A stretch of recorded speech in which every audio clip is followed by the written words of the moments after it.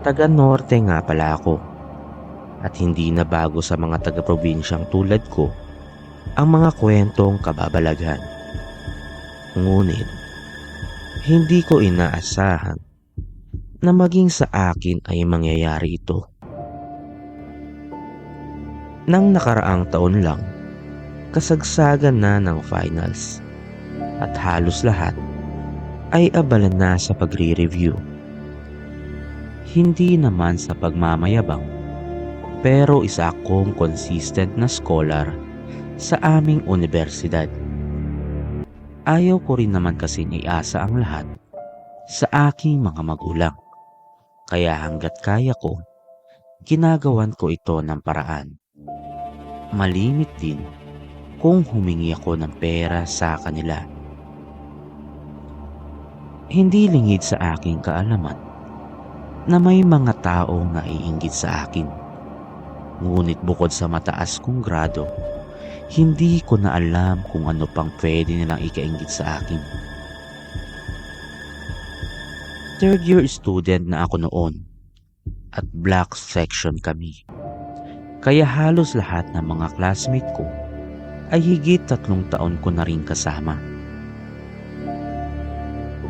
Nag-umpisa ang lahat ng isang araw ay biglang nangati ang aking muka. Yung tipong parang ang daming mga lamok ang kumakagat sa akin. Nang tingnan ko nga ito, parang may maliliit na tigyawat ang paunti-unting tumutubo. Hinayaan ko na lang ito dahil lang akala ko ay bunga lang ito ng stress sa nalalapit naming exam. Lumipas ang mga araw, napapansin kong lumalala ang mga inaakala kong simpleng tigyawat. Dumarami na sila na halos sakupin na ang aking buong muka. Maging ang mga kaibigan ko ay napapansin na rin ito. Meron ding nakapagsabi na baka ito ay bunga ng isang kulam. Hindi ko naman ito pinakinggan at aking pinagwalang bahala lang. Nagtagal pa ang aking kalbaryo at umabot na rin ito sa aking leeg. Maging ang aking likuran ay natabunan na rin ng mga tigyawat. Nilalabasan pa ito ng mga mababahong nana. Maging ang mga magulang ko ay nag-aalala na rin sa aking kalagayan.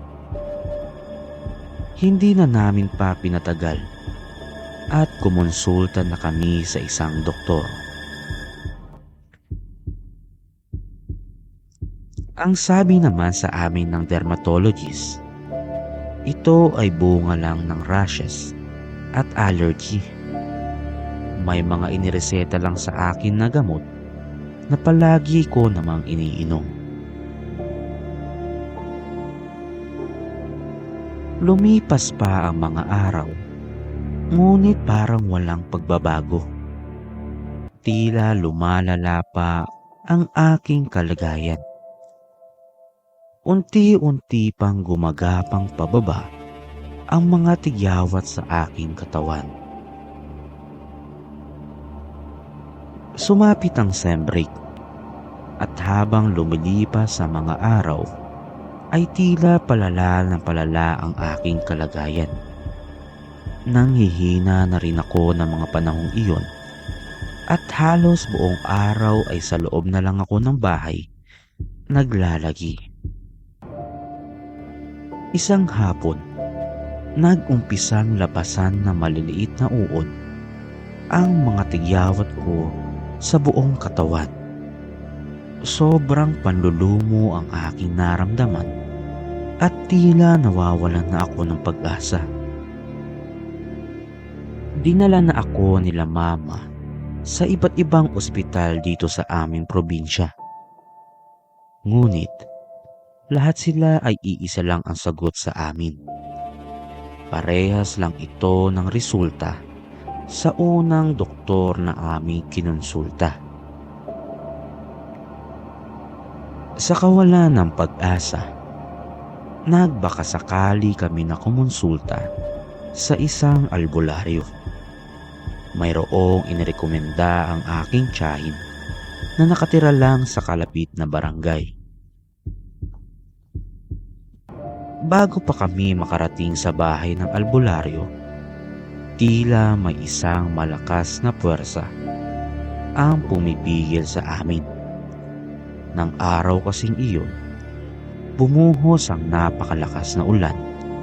Nawalan ng pera ang aking mga magulang at nagkanda ligaw-ligaw kami makarating lang sa bahay ng albularyo. Nang makita namin ang albularyo, tila katatapos lang nito sa isang mahabang orasyon. Ani nito, naramdaman niyang may puwersang pumipigil sa amin na makita ang kanyang bahay. Kaya ang kanyang ginawa, kinontra niya ito. Nagtagumpay naman ang albularyo, kaya nakarating kami ng matiwasay. Nagsimula na nga na mag-orasyon ng albularyo para ako'y pagalingin.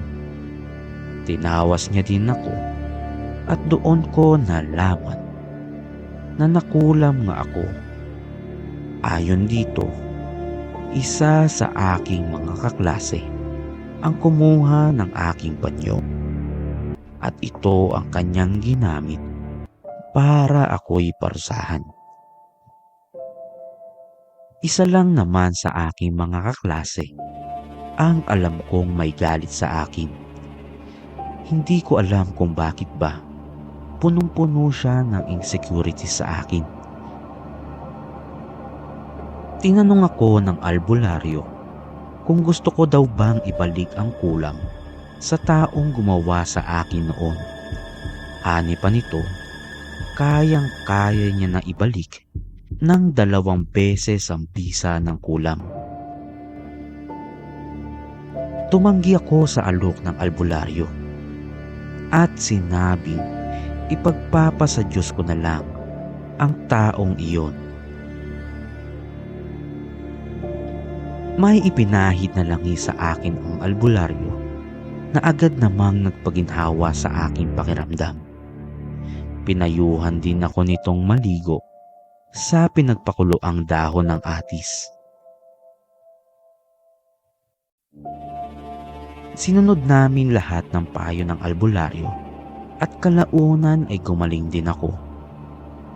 Matapos ng pangyayaring iyon, mas lumakas pa ang aking pananampalataya sa itaas. Nagpapasalamat ako sa Panginoon at hindi niya ako pinabayaan.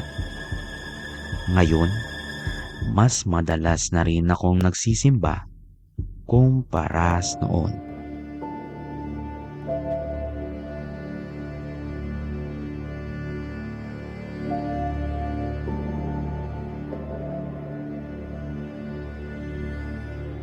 Share ko lang po ang story na pinagdaanan ko. Taga Cagayan de Oro po ako at nangyari ang istorya na ito noong July 2009. Nakatanggap kami ng text galing sa probinsya. Namatay na daw ang ama ng aking kinakasama. Taga Lanao del Norte pa sila. At noong natanggap nga namin ang balita, agad kaming lumuwas kasama ng aming mga anak. Mahaba-haba ang biyahe at inabot na rin kami ng gabi. Pagdating namin sa burol, nag-iiyak ang mga kamag-anak ang tagpong nabungaran namin. Nang gabing iyon, dumating din ang iba pang kapatid ng aking kinakasama. Pagkatapos naming sumilip sa patay, nakipagkwentuhan kami sa mga kamag-anak ng aking kinakasama. Ayon sa aking biyenan na babae, kulam daw ang ikinamatay ng kanyang asawa. Meron daw kasi itong nakaalitan, ilang buwan na ang nakararaan. Kwento nito, nag-ugat daw ang alitan ng dalawa dahil sa chainsaw na pinaaarkila ni Papa.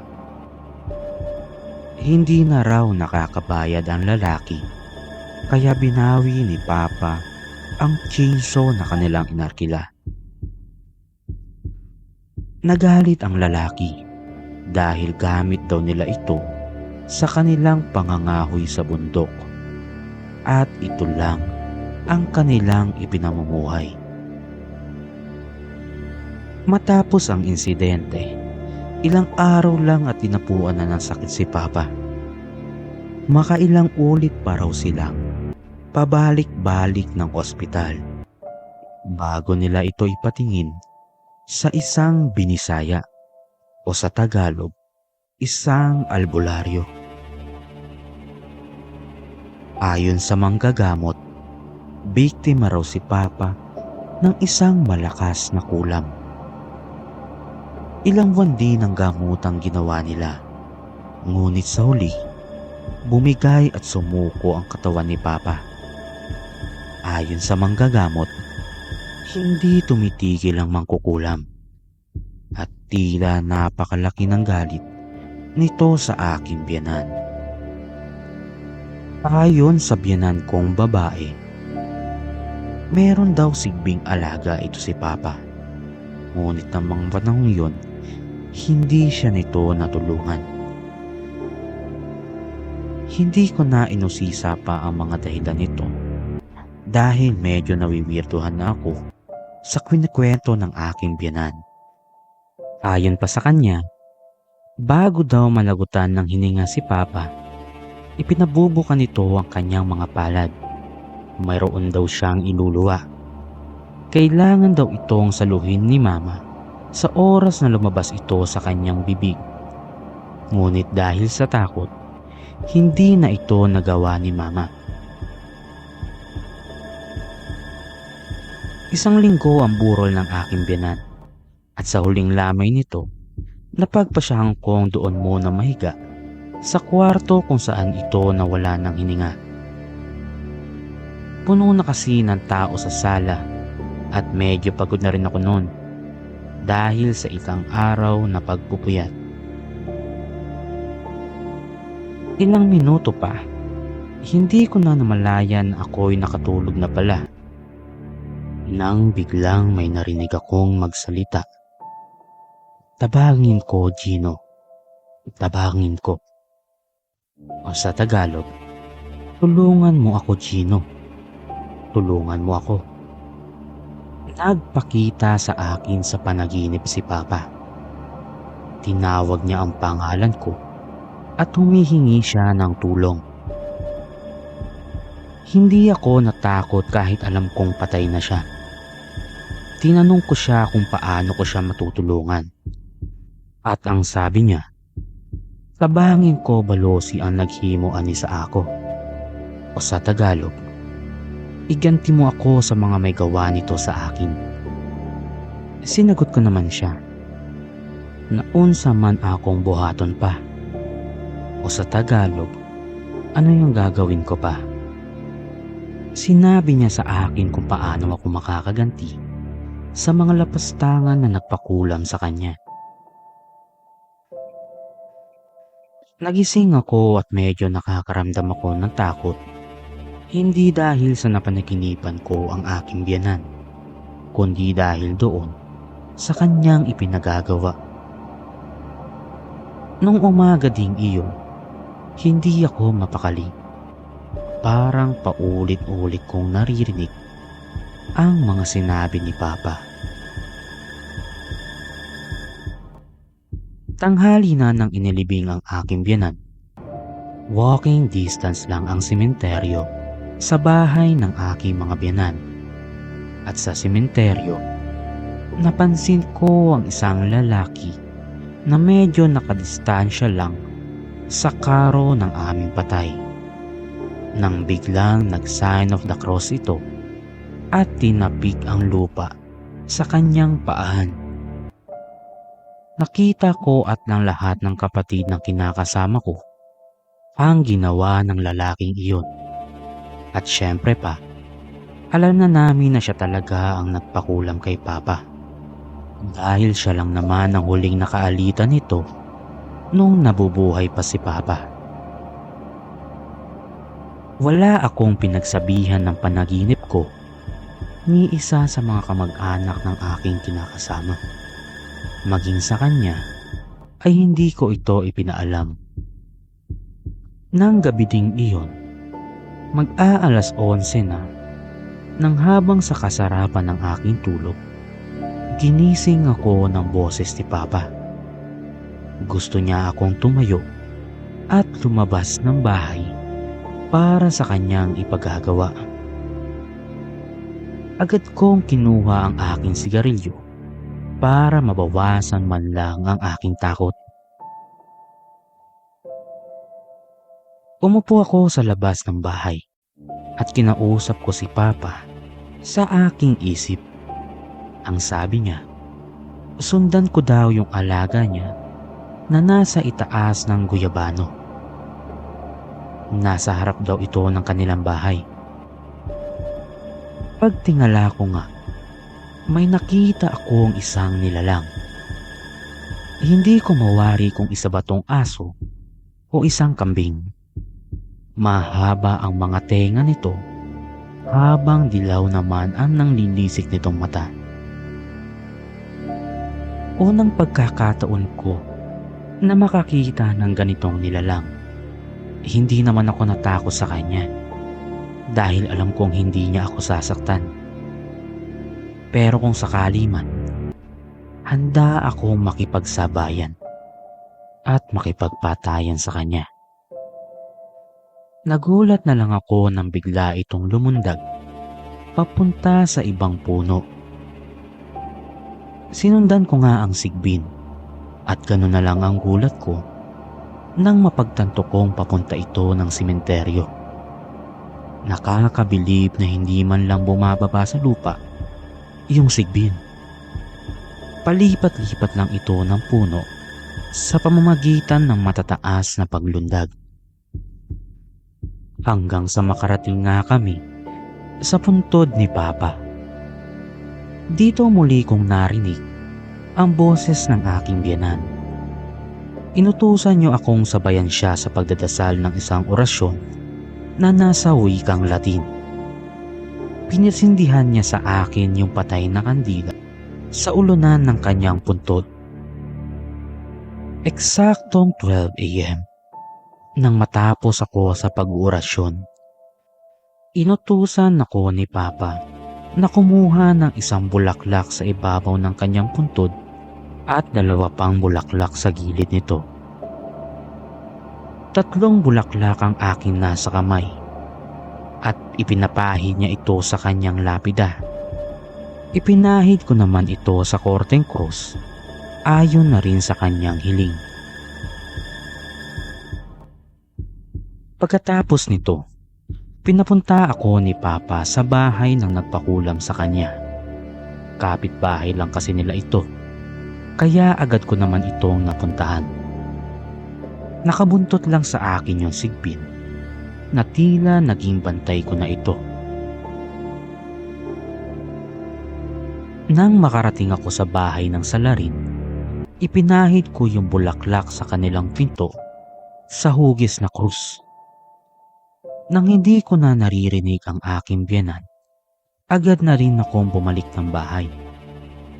Walang nakakaalam kahit sino sa aking ginawa, maging sa aking kinakasama, inilihim ko ito. 1 linggo ang lumipas. Nahulog sa puno ang isa sa mga kamag-anak nang nagpakulam sa aking biyenan. Basag ang ulo nito. Pero nakaligtas naman ito dahil nadala agad sa ospital. Ngunit ganun pa man, 1 buwan lang ang kanyang itinagal nang mamatay siya sa hindi malamang sakit. Hindi pa natatapos dito ang aking kwento dahil gumanti sila sa amin. Hindi ko alam kung paano nila nalaman na ako ang dahilan ng pagkamatay ng kanilang kaanak. Pero dahil sa kanilang pagganti, nawalan ako ng anak. Hanggang dito na lang po muna. Maraming salamat po.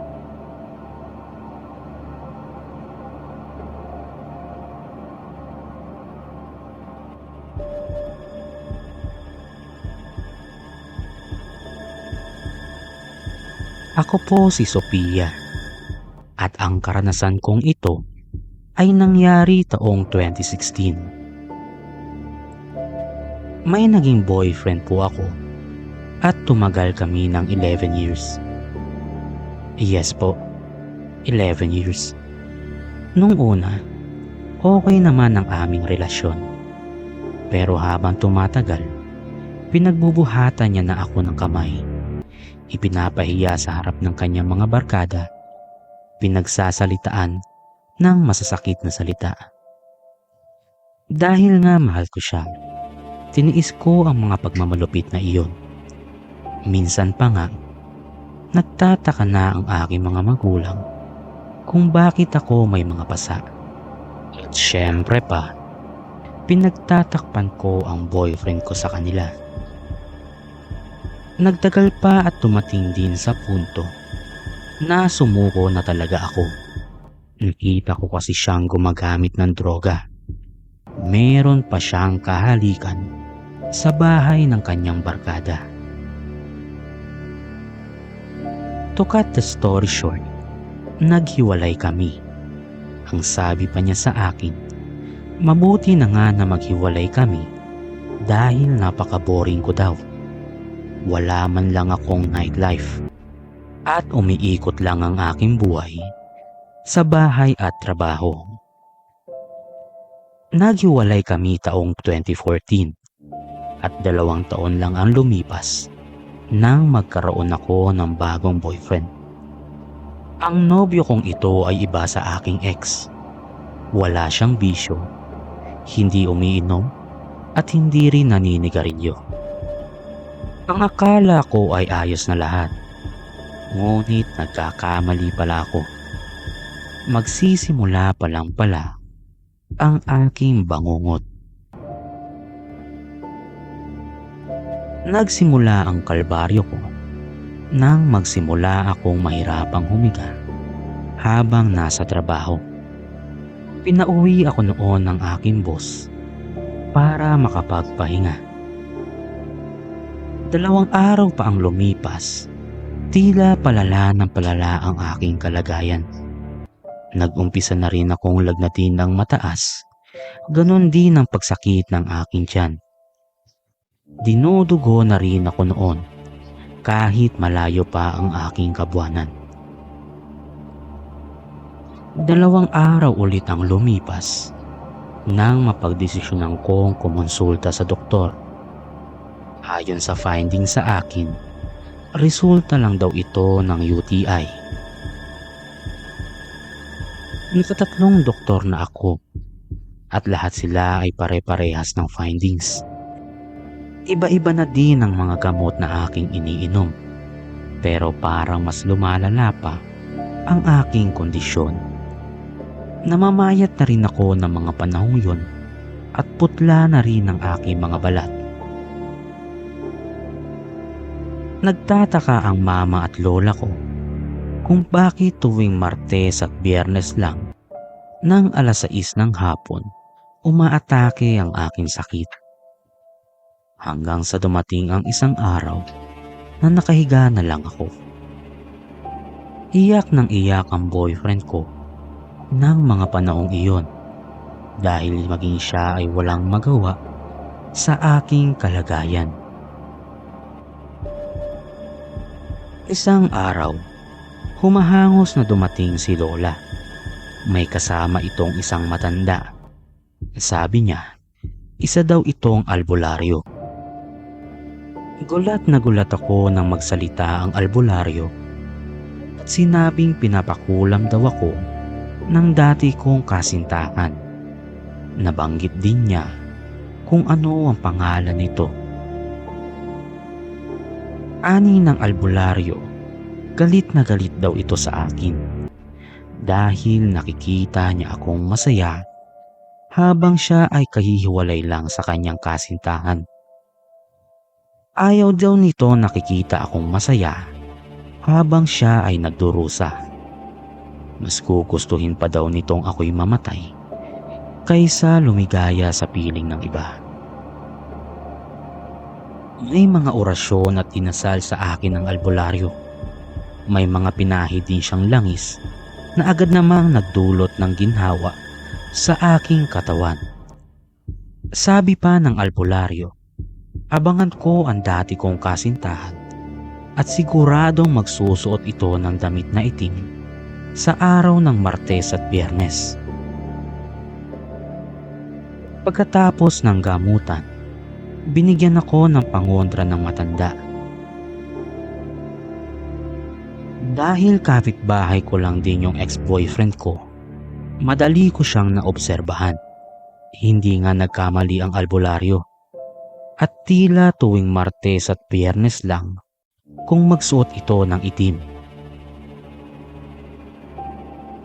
Ilang linggo pa ang lumipas nang ako ay tuluyan ng gumaling.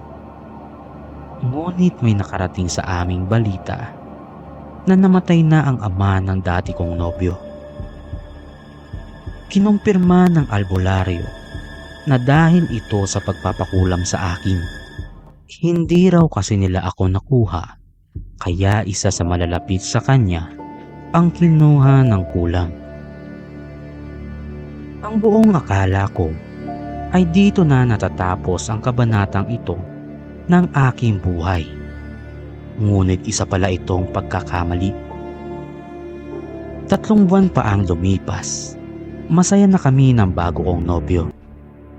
Balik na rin ako sa trabaho at nagpunta pa kami sa Simala, Cebu upang magpasalamat dahil nakarecover na ako.